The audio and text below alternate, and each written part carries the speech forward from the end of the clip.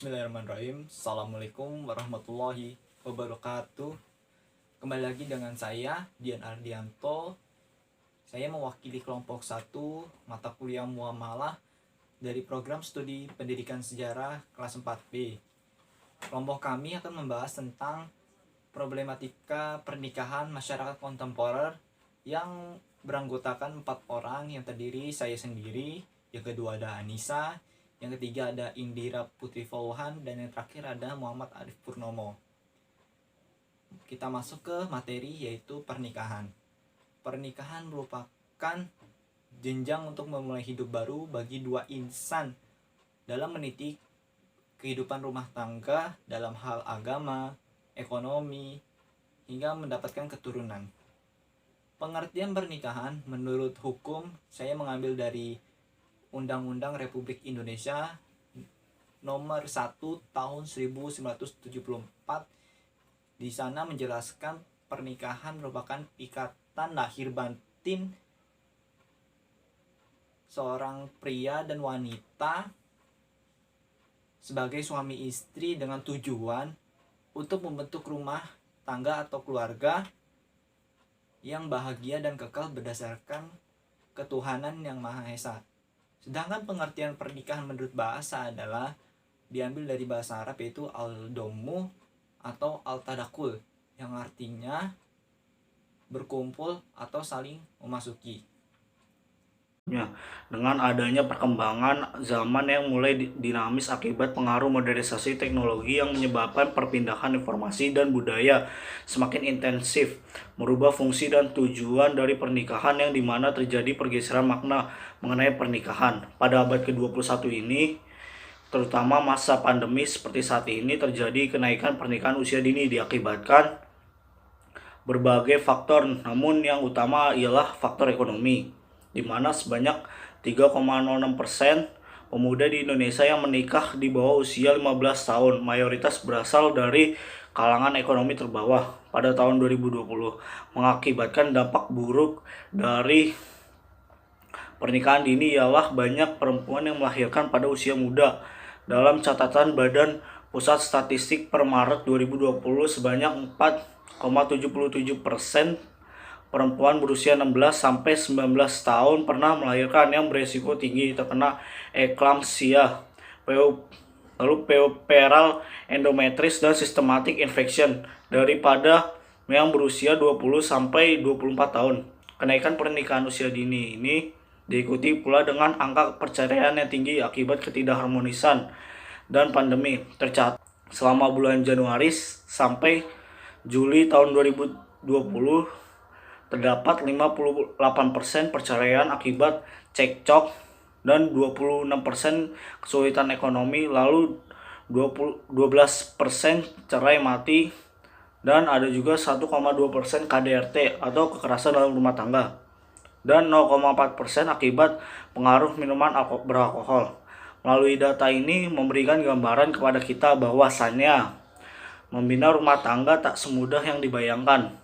Diperlukan pengetahuan, prinsip, dan keyakinan dalam rumah tangga, bukan hanya sekedar memberikan keturunan atau melampiaskan hawa nafsu, melainkan menjadikan keluarga yang bahagia dan kekal berdasarkan ketuhanan yang Maha Esa sesuai dengan Undang-Undang Republik Indonesia Nomor 1 Tahun 1974. Lalu para generasi muda saat ini atau anak milenial memiliki pandangan terhadap pernikahan yang sudah mulai tidak dianggap sebagai cita-cita mulia karena beberapa alasan, seperti tidak siap dalam finansial, belum menemukan pasangan yang sesuai, masih terlalu muda untuk berkeluarga, fokus terhadap karir, dan terjadi perubahan nilai gender atau peran wanita sebagai ibu rumah tangga.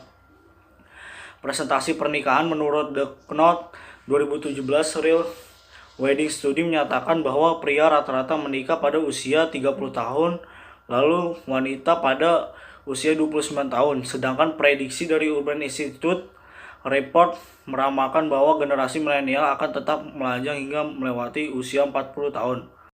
Problematika keluarga dalam masyarakat kontemporer. Modernisasi menjadi salah satu model kehidupan manusia yang memiliki ciri tertentu yang ditandai dengan pertumbuhan yang pesat. Keluarga yang merupakan unit terkecil ini harus memiliki kesiapan dan tidak terpengaruh oleh pengaruh luar.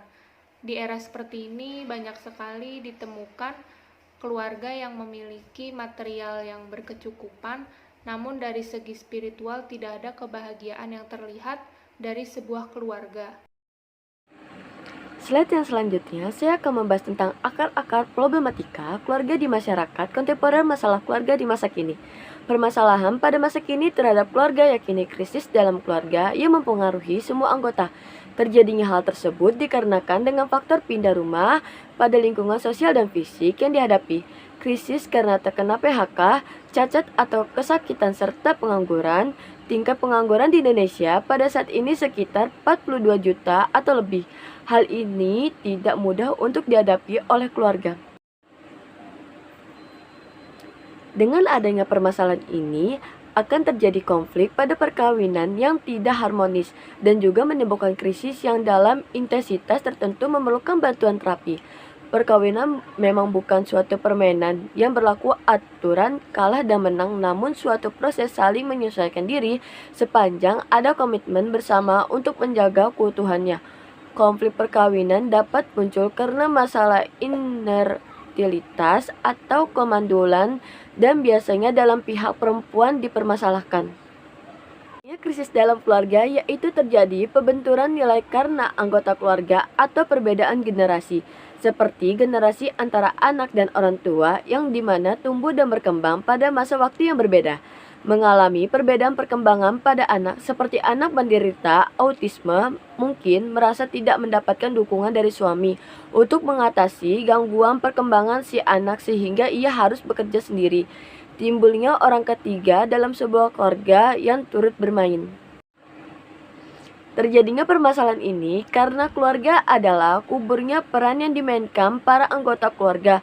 Masalah keluarga dapat muncul bila peran ini ternyata tidak dijalankan dengan semestinya. Islam memberikan 3 solusi agar keluarga muslim dapat hidup di era kontemporer. Selanjutnya, permasalahan muncul jika peran ini tidak dijalankan dengan semestinya. Islam memberikan 3 solusi agar keluarga muslim dapat hidup di era kontemporer. Yang pertama, mewujudkan ekonomi keluarga yang handal.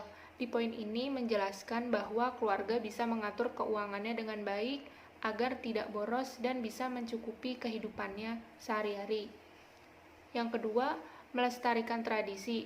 Setiap keluarga pasti memiliki tradisinya masing-masing dan tradisi ini dijaga, dipatuhi oleh setiap anggota keluarganya.